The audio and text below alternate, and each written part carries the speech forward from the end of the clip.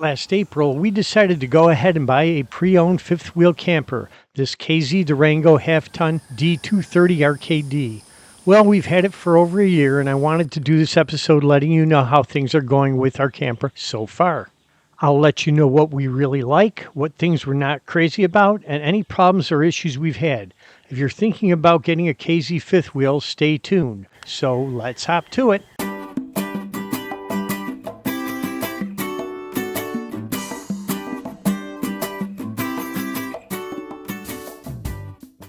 In the past year, we've used this 2022 Durango camper on multiple trips, towing it over 3,000 miles and staying in it for over 2.5 months. Like anything I've owned, there are things we really like and things about it that maybe could be a bit better. There have been a couple issues with it that have needed repairs or modifications. The question is, are we happy with this rig or will we be looking for another setup? So first off, we really like the size and weight of this camper. It's just under 27 feet long and it has a total GVWR of 9,000 pounds. That makes it easily towable with any later model 3/4 ton truck, even with a gas engine.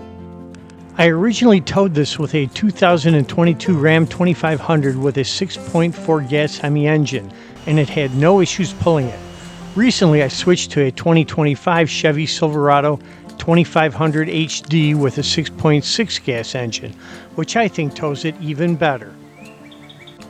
I do want to acknowledge that half-ton fifth wheels aren't going to be for everyone, but they work out for Mrs. Hoptuit and myself. Being shorter and lighter than many fifth wheels, this is easy to haul, maneuver, and park. The Durango is a mid-profile design, which means the roof slopes both to the front and to the rear. This limits the headroom in the bedroom, which may not work out for taller people. Here's something I really like, this front compartment. It has a fairly large hatch and is perfect for our golf clubs. One mod I did was to put this wall up on this end, as there are electrical wires and connections and I didn't want to risk possibly shorting anything out. On the other side of this wall is the battery compartment. It's compact and efficient. On the opposite side of the camper is the propane compartment. Two 30-pound tanks fit nicely in here and are easy to access. Above this door is the control for the Lippert self-leveling system. I really like having this as it makes setting up and hooking back up really easy. I just have to press a couple of buttons and the system does everything automatically. There was a bit of a learning curve as to how to use this, but now it's almost second nature to me. The main storage compartment isn't huge, but it's adequate. It doesn't have a drop frame, so there are sills to deal with. There's a wet panel in here that's easy to use. One issue I had when I bought this was picking up and storing the 45-foot 50-amp power cord. It's bulky and fairly heavy. To solve this problem, I purchased this cord reel from MoreRide and installed it here. It wasn't cheap, but it works great. Under here, there is a bulkhead wall that separates the compartment from the utilities like the water heater. I found it awkward to have to pull everything out of the compartment and remove the wall in order to change the valves on the water tank, so I cut a 2-foot access panel instead. The compartment doors have magnetic catches and slam latches which work well. Overall, I really like the way this fifth wheel is constructed. The frame is aluminum, the floors are plywood, not flakeboard, and the walls are Asdol. One thing I try to get in my campers is Asdol walls, as it won't deteriorate like wooden laminate walls can. Looking underneath the camper, the underbelly is fully enclosed and heated. The water heater is a standard 6-gallon unit that can use either propane or electric. The trailer suspension has the Equiflex tandem axle equalizer already installed. This gives a much smoother ride than the standard system and is a nice feature. I like these Lippert solid steps. They are very stable and solid feeling. I particularly like the double wide landing step at the top as it makes getting in and out of the door easier. They are a bit heavy, but I can manage. A quick mod, I installed a small bubble level to make sure I set them up safely.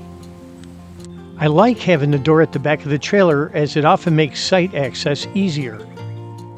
Inside, we really like this rear kitchen layout. The rear kitchen is set up nicely, and it's roomy enough for both of us to share the cooking. We also like the large single bowl sink. One thing I'm not crazy about are the countertops. They are made of particle board covered with thermofoil.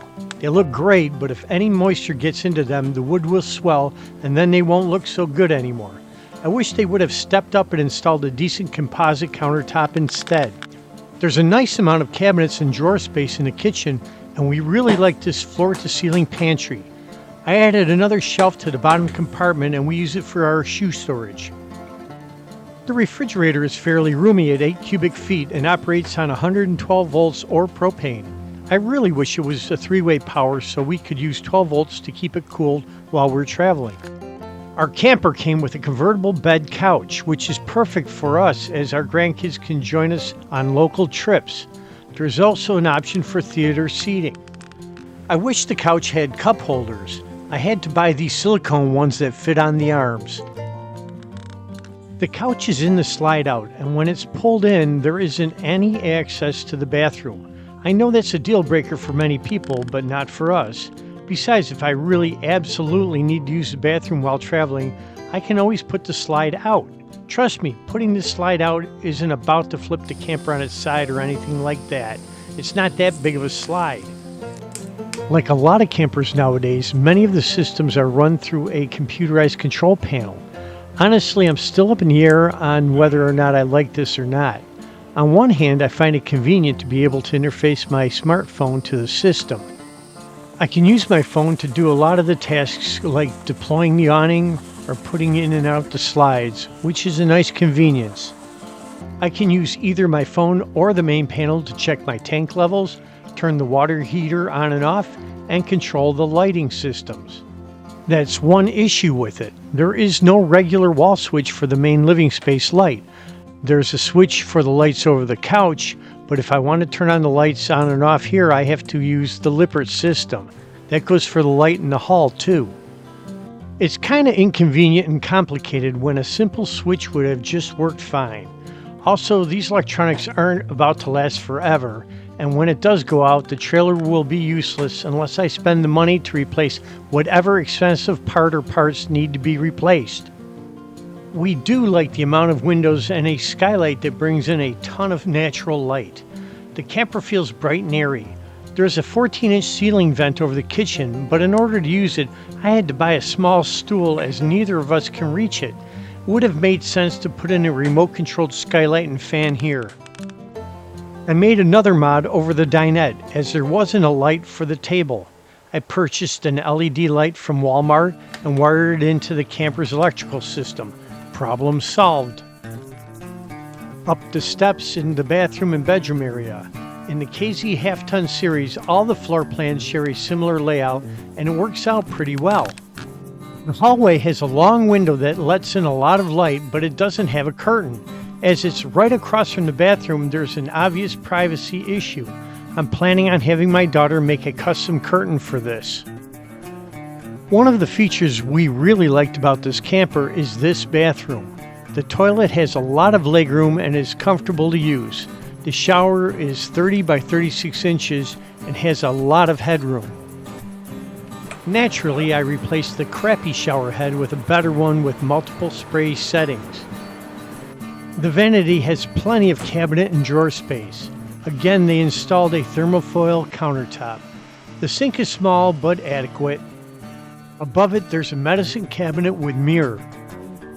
To the right is a very large storage compartment, which is great to hold spare towels, extra toiletries, bulk rolls of toilet paper, and other things. In the ceiling, you can see that this is where they decided to install a remote-controlled max air vent fan. It doesn't make a ton of sense as the lower ceiling here makes it easy to reach the vent and controls. You really should have put this in the kitchen. I like the fact that it has a rain sensor and will shut down and close if it detects rain. The only problem is the sensor doesn't always work. The bedroom is small and due to it being a mid-profile camper has a lower ceiling height. I'm 5'10" and I'm pretty comfortable walking around except at the very front. If you're much taller than me, you probably won't find it as comfortable. Yes, this bedroom is small, but it has a lot of nice features.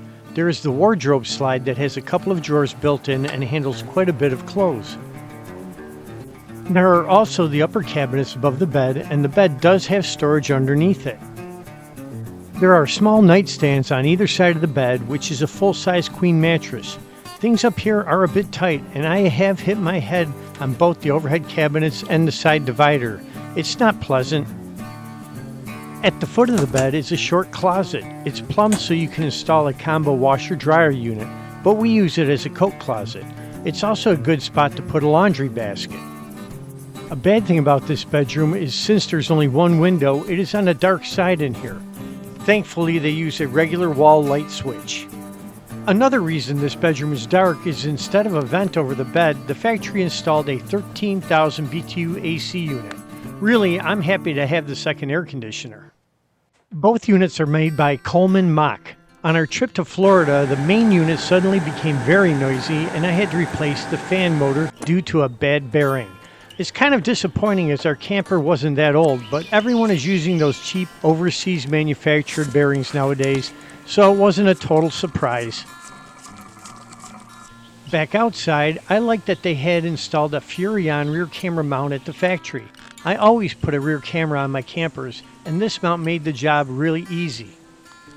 Let's go up on the roof, and here is another error that KZ made when they constructed this rig. The skylights over the shower and the living area are Lexan bubbles, which are fine. Lexan is a decent, durable material. The problem is they tried to seal them with silicone sealant, and as I've warned numerous times in my videos, silicone will not stick to some plastics, including Lexan. You can see how the silicone seal is failing and creating pockets that are holding rainwater. The silicone is already becoming brittle. I have to get up here and cut this away and properly seal them down with self-leveling compound before they start to leak. Something else that KZ did was they used a black finish on the slide walls. Folks, I live in North Carolina and I do a lot of my summer travels in the south. When it's sunny and 100 degrees outside, this gets so hot that you can't put your hand against it. To make things worse, right behind this wall is my refrigerator. I'm sure that these hot panels are negatively affecting my fridge's efficiency. I did notice that they have since changed these walls to white in more recent model years. I'm not sure who in 2022 thought black walls were a great idea. I guess my only option is to paint these walls white like they should be. I did want to tell you about one more pretty major issue.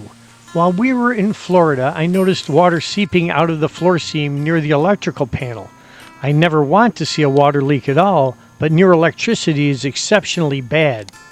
After removing the bulkhead wall in the storage compartment, I found an elbow in the PEX cold water line that was spraying water against the wall that had the power panel.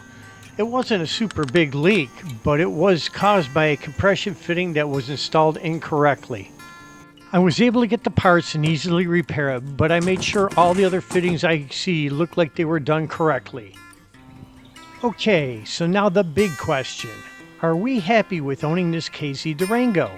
I have to say, absolutely. For us, this is a great camper and really fits our needs. Yes, there are things that could be better, but overall they don't outweigh the stuff we really enjoy. Mrs. Hoptuit and I both agree that out of the 7 campers and RVs we have owned over the past 17 years, this Durango is our favorite. And it figures, but unfortunately KZ has discontinued this particular model. If you want a similar one, check out either the 26-foot D220 RKD, which is even smaller and lighter, or step up a little bit to the 31-foot 8-inch D240 RKD. Well, you know what they say, nothing's perfect, and even with a few flaws, KZ makes a pretty decent fifth wheel camper, especially at this price point.